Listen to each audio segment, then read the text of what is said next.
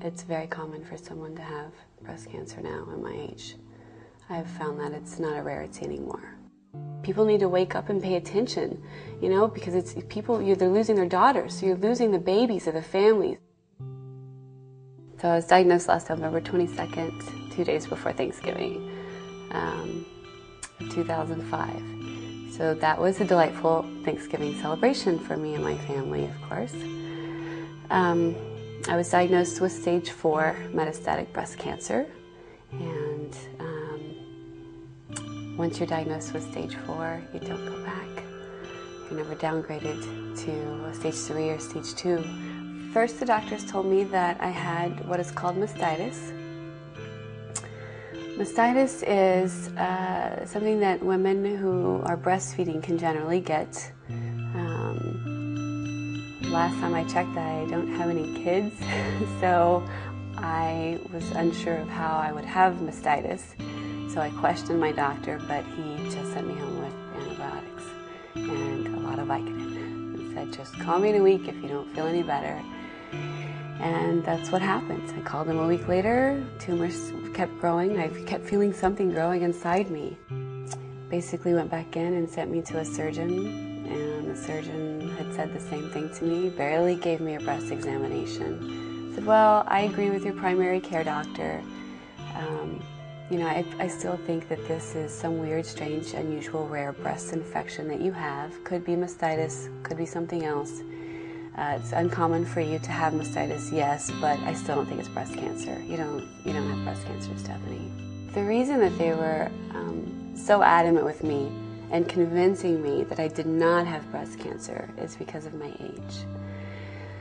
The one thing that I kept hearing over and over and over again was, Stefanie, you're 30 years old, you're in perfect health. You don't have breast cancer. This is not what this is. I don't believe that's what this is. It's just some kind of breast infection. It's my age. That was a huge factor. And the fact that I walked into their office looking like this, with the exception I had hair. But what has changed in this world for me to have the diagnosis that I have, I believe, is the interior and exterior environment. It is the makeup of your environment, whether it's outside your body or your immune system inside your body. It's what's going on with that. There is a reason why I got what I have. There's a reason I got breast cancer at 30 years old when the common age for breast cancer is 60. There's a reason it's not only happening to the mothers and the grandmothers of our society. It's happening to people like me, the daughters, the babies of families, the little sisters, the younger girlfriends. There's something that's going on. There's something that is in the air. There's something in the environment. There's something chemical-wise that we're putting in our body. It's a combination of your interior and exterior environment, and it needs to be researched further. We definitely need to find out what those the contributing factors are, the components of that make up this illness, and why it's happening to the younger generations. I had the pleasure to travel to Washington, D.C. for the National Breast Cancer Coalition Conference. I think because I was the youngest one there attending this conference and training, and I was the only bald-headed female there, they really wanted to make sure that I was kind of pushed to the fronts of the lines, the fronts of the groups, the first person to walk into each and every congresswoman and man's office because of the impact that they knew and I knew I would make. It's a visual, and when you get a visual of this, how could you not be affected? We need to have more funding for research.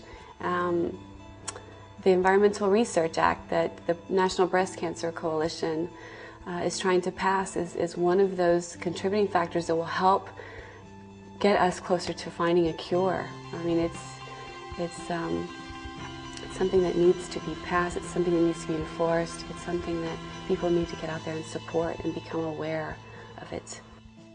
The Stefanie La Rue Foundation is a nonprofit foundation that I've created to work with all of the other breast cancer organizations, but will specifically be geared toward and focused on women living with breast cancer under the age of 40.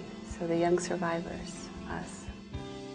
My mission, my passion, my goals, my determination is to educate, educate, educate. I want to educate the medical communities.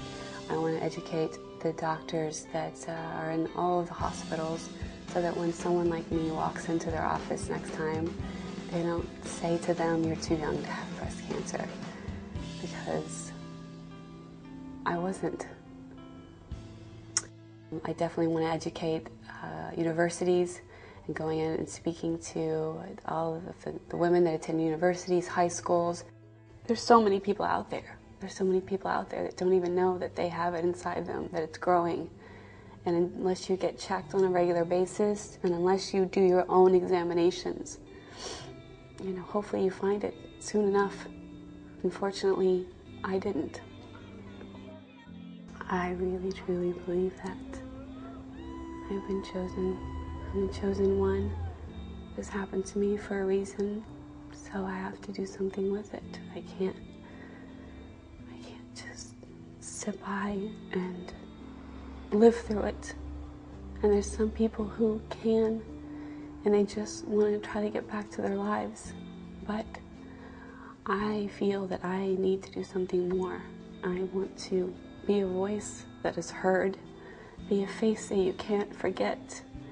If it will help impact the right people that it needs to be effective to, then to make a difference, to help us get closer to finding a cure, then I want to be utilized for this mission.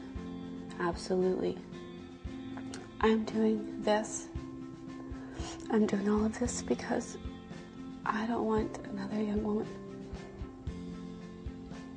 I don't want this to happen to another young woman. It's not right. It's not right what I've been through.